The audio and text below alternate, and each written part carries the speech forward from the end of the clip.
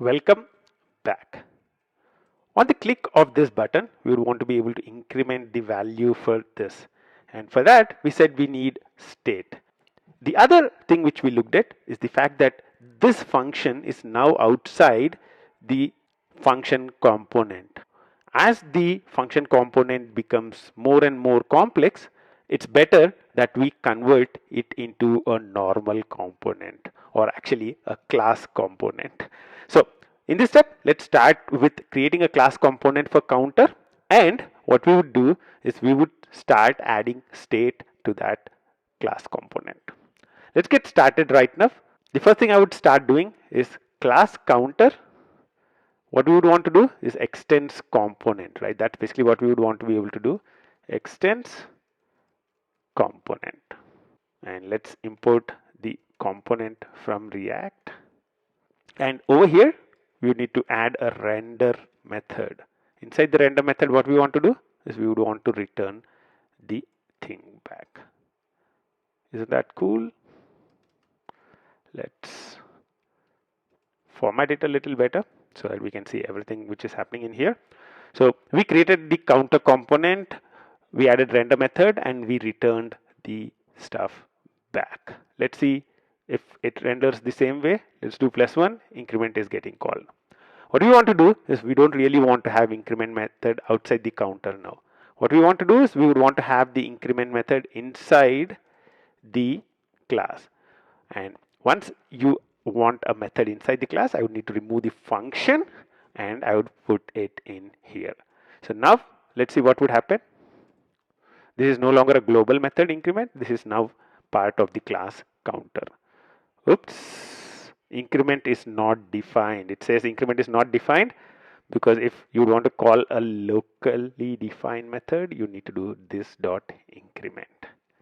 And now, cool, now increment is getting called. That's cool, right? So we now converted the counter from function component to a class component. Let's now go ahead and try and add state to this specific thing.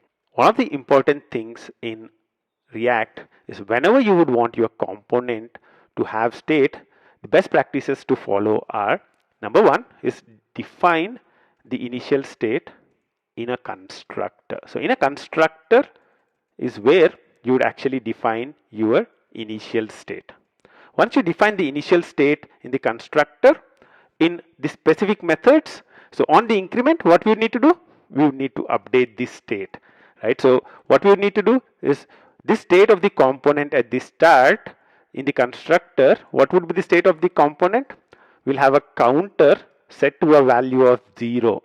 And each time increment method is called, what we want to do is counter plus plus. That's what we would want to be able to do. Isn't it right? Now, let's start with the first step, which is defining the initial state in a constructor. How do we define the initial state in a constructor? The syntax for a constructor in JavaScript is very simple. It's constructor. So in Java, we would use actually the class name as the method name, but in JavaScript, it's constructor. Actually, open parenthesis, close parenthesis, and inside this, you can define the initial state. So how do you do initial state for a specific component? In React, the way you can actually define the initial state is by saying this dot state is equal to, you can define a JavaScript object in here. So the JavaScript object, what I would need to do is counter 0. So I'm defining a counter with an initial value of 0. So that's the first step. Now, the second step is I would want to be able to use the state inside my view. So right now I'm showing 0 in here, but instead of 0, what I would need to do is what is the value of this state, right? So how do we do that? Is it fine if I say this dot state dot counter? Would this work? Save this. Oops. It says this dot state dot counter. It says this is not allowed before super. That's the first error. And also it says cannot set property state of undefined. That's the error I'm seeing. Why is that coming in? Is because in JavaScript, unless you call this super method, you cannot use this. So in the constructor, before I use this, I would need to call the super method. So that's error number one. So this is an error a lot of developers who are starting off make. They don't call the super, and we would start using this in the constructor, and this would result in an error. That's cool. So it's coming up. But what is happening here is this dot state dot counter is shown as is. Is that what we want? We want to show the value of this. So we want to execute the JavaScript. So I would need to say this. So this dot state dot counter, it's showing 0. Cool, right? Now, what do we need to do? We would want to increment it. How do we increment it? Let's comment the increment stuff. Can I say this dot state dot counter plus plus? Is that what we do typically? Let's refresh. +1. Oops, a huge trace. It says cannot read property state of undefined. The first thing which is happening is that it says I cannot find the value this. In a constructor, what we need to do is we'll call the super method to make sure that this is available. For typical React ES6 classes, if you want to make this available inside the method, what we need to do is we need to bind the method to the class. How do we bind a method to the class? The way we would do that typically is inside the constructor. What we would do is we would say this dot increment is equal to this dot increment dot bind this. So we are binding this to the increment. What would happen now? Let's see. Cool, errors disappeared. There is a new error which is coming in here. We'll talk about it. Do not mutate state directly. But before that, let's do +1. Okay, nothing is printed. But the most important thing is there is a warning which is coming in here. It's saying do not mutate state directly. What is it telling me? It's saying don't try to change state directly. Where am I changing state directly? This is where I'm changing the state directly. It's also suggesting me what to do. It says use set state. Hey buddy, why are you actually calling ++ directly? Why don't you call set state? That's basically what it's telling me. So let's do that. In React, you don't update the state of the component directly. You need to call a set state method and tell React, hey React, I'm going to update this state. Now, whatever update is there, you go and take it and apply it to the components. One of the important things about this dot set state is that what you need to pass to it is a object. So I'm passing a object. Again, this is passing an object with the updated value. So what I would need to do is I would need to say state. That's basically the new value of state is actually this dot state dot counter +1.